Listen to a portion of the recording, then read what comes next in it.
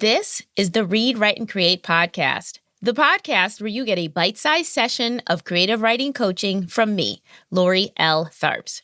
I'm an award-winning author of both fiction and nonfiction, a journalist, and a former college professor. I've spent more than 20 years writing, teaching, and coaching creative writers, so I created this podcast because I want to help as many BIPOC writers as possible get their stories out of their heads and into the world. Are you ready? Let's go.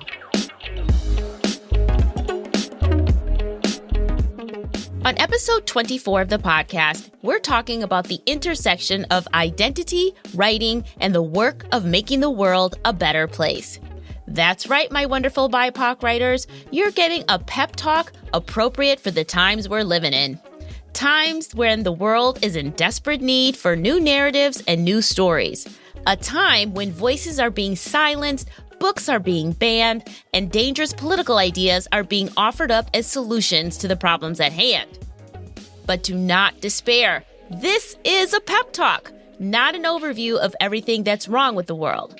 I'm going to help you see how your unique identities, your words, and your stories are exactly what the world needs more of right now. Today's pep talk is meant to motivate you and inspire you to use your words to move the arc of the moral universe towards justice. And I'm going to be using the life and times of Audre Lorde to help me get my point across. So let's get into it.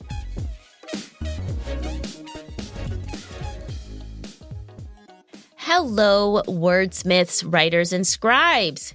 Welcome back to all of my regular listeners, and welcome to anyone who's tuning in to the Read, Write, and Create podcast for the very first time. I am super happy that you are all here today. Before we get into today's pep talk, I need to take a moment to point out that we are sitting in the sacred month of February as we are recording. And why, do you ask, is February sacred? Is it because I was born in this month? Is it because it's Black History Month in the United States? You're actually approaching the truth. The thing is, for those of us who believe in magic, the wisdom of the ancestors, and synchronicity, then it is absolutely impossible not to feel the literary energy bundled up in this magical month. Why? Because February is the month when the most famous Black writers were born. Now, I've already written a blog post cataloging the list of the incredible amount of famous Black writers born in February. So I won't go into listing them all right here, right now, but just to give you a little taste of the who's who of Black literary figures born in February, it includes Langston Hughes, Alice Walker, Toni Morrison, Jacqueline Woodson, Victor LaValle, and Frederick Douglass. Yes, all of these amazing Black writers were born in February, and that's not even half of them, which is why I personally no longer call February Black History Month. I refer to it as Black Literary History Month because with this embarrassment of literary riches all born in the same month, I say we should be talking about Black authors every day in February. Who's with me? I don't know who I have to call to get one of those official declarations of official month, but I really think we should all be referring to February as Black Literary History Month from now on. Now, on that same line of thinking, today's literary ancestor that inspired this episode, Audre Lorde, was also born in, can you guess what month? Yes, February. And if you're listening to this show in real time, the day that we're releasing the episode is actually the day after her birthday. Yes, let us begin. Audre Geraldine Lorde was born on February 18th, 1934 in New York City. Her parents were both from the Caribbean, her father was from Barbados, and her mother was from Grenada. Like Maya Angelou, Audre Lorde found her voice through poetry as a young child, often speaking through poetry instead of using regular speech. As an adult, Audre Lorde worked in a few different professions. She was a librarian for many years. She also worked as a teacher and a professor and a publisher. Over the course of Audre's lifetime, she authored many books of poetry, as well as books of essays, including the popular Sister Outsider. She also wrote memoir and her famous biomythography, Zami, A New Spelling of My Name, which today we would probably categorize as autofiction. Audre Lorde is also widely known for her book, The Cancer Journals, where she chronicled her experiences as a Black woman dealing with breast cancer. As an activist and as a writer, Lorde's work, quote, speaks to the importance of struggle for liberation among oppressed peoples and of organizing in coalition across differences of race, gender, sexual orientation, class, age, and ability. An internationally recognized activist and artist, Audre Lorde was the recipient of many honors and awards, including the Walt Whitman Citation of Merit, which conferred the mantle of New York State Poet for 1991 through 1993, unquote. And that quote is from the Audre Lorde Project. Those are the broad brushstrokes of Audre Lorde's life. But what does she have to teach us specifically as BIPOC writers? A lot, actually. Let's begin with identity. Lesson number 1 from Audre Lorde: claim your identity to make your writing more powerful. Audre Lorde said this about her identities and its impact on her writing. Quote, "When you narrow your definition to what is convenient or what is fashionable or what is expected, what happens is dishonesty by silence. I learned to speak the truth by accepting many parts of myself and making them serve one another. This power fuels my life and my work," unquote. So Audre Lorde was masterful at claiming her multiple identities, and she was very unapologetic about it. Audre Lorde never introduced herself as a woman or never just claimed the identity Black woman. She never defined herself by her professional roles either. She never tried to hide any part of herself when speaking her identity out loud.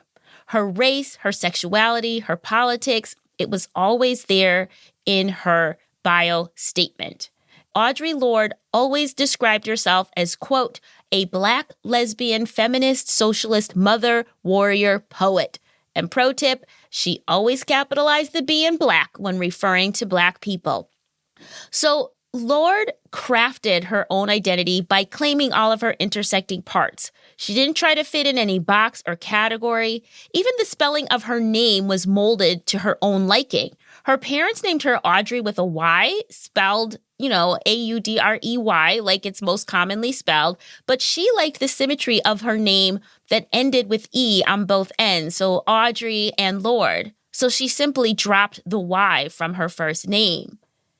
It was her intersecting identities that inspired Audre's writing and made her such a powerful global activist.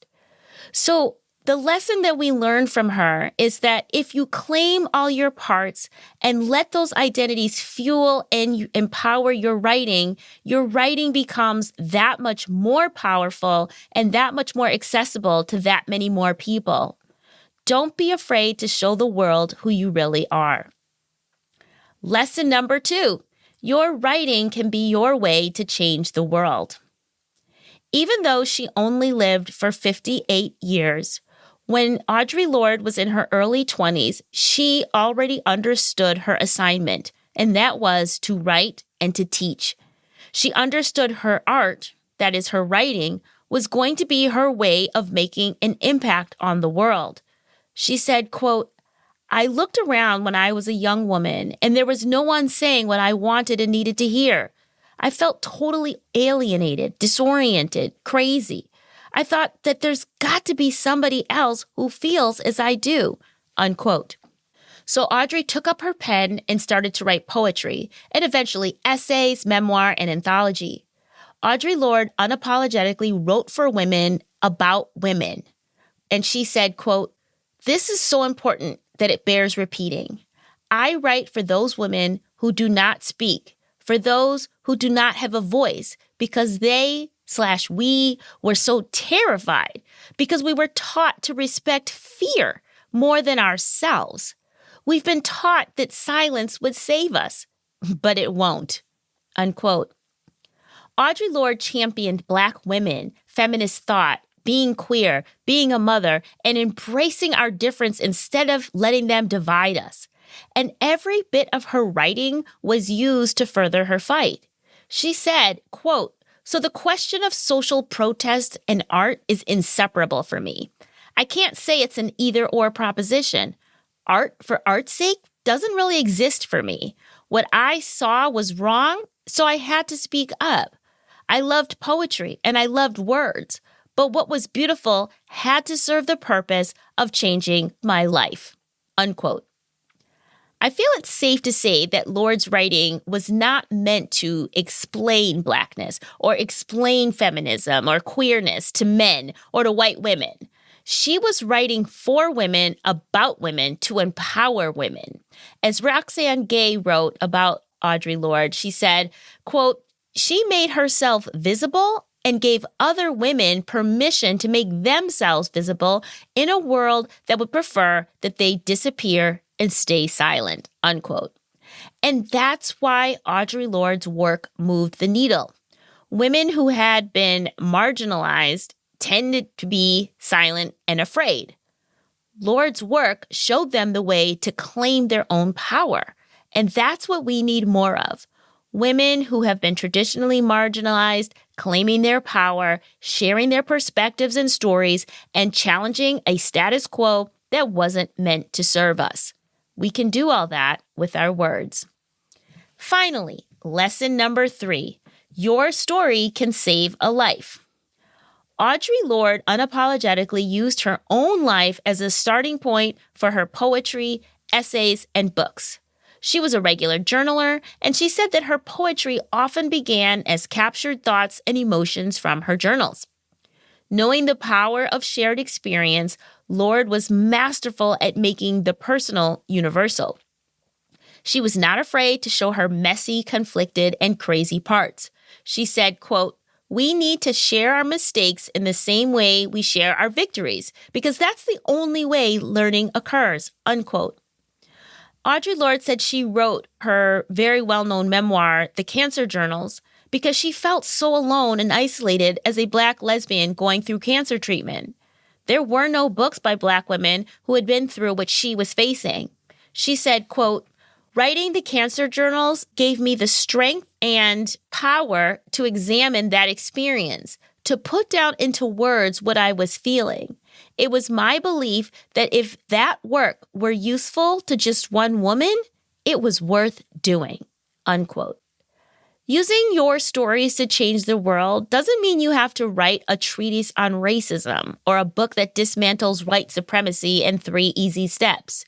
Your contribution to this world we're living in right now could be a memoir or a novel that is based on your own precious life.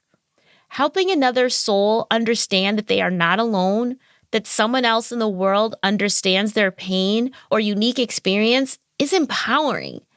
And what we need is empowered individuals, particularly women and BIPOC people, because honestly, I think they're the ones who are going to be the ones to save the world. You can mark my words on that. Audre Lorde died in 1992 when her breast cancer returned. She was only 58 years old. Like Lorraine Hansberry, Audre Lorde was a light that was extinguished too soon. It almost hurts to imagine what else she could have been able to give had she been able to live a full life. But her early and untimely death cannot erase everything she did teach us. Even if you read nothing that Audre Lorde ever wrote, the way she lived her life as a writer and an activist is instructive. Remember these rules that she lived by. 1, embrace your whole self. Bring all of your identities to the table when you write and to the world. Watch how your intersecting identities will empower you and make your writing that much more interesting, alive, and relevant to more people. Not for nothing, but tapping into all of your identities, you'll also have access to way more story ideas, both fiction and nonfiction. Next, your writing can be your form of social protest. Just like the Society of Professional Journalists Code of Honor, Audre Lorde wrote to give voice to the voiceless, particularly women. When you speak for those who have no voice, for those whose voices have been deliberately silenced, your writing becomes a vehicle for justice. And finally, your story can save a life. If you acknowledge that your imperfections can be somebody else's salvation, then you will relish the opportunity to share your stories. BIPOC writers, I'm specifically speaking to you right now. Do not wait for perfection to put your stories out into the world. Share your pain, share your pleasure, share your experiences, because we don't have enough of them out there. Audre Lorde published 18 books in her truncated lifetime because, as I said, she understood her assignment. Do you?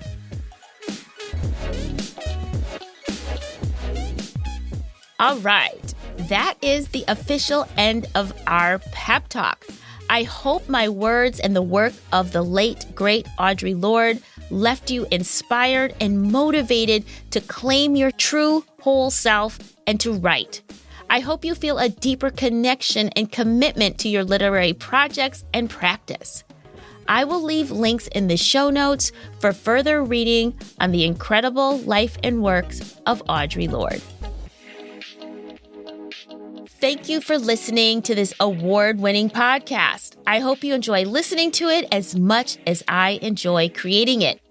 If so, be sure to subscribe to the show on Apple Podcasts, Spotify, Audible, or wherever you love to listen to podcasts. That way you won't miss a single inspiring episode.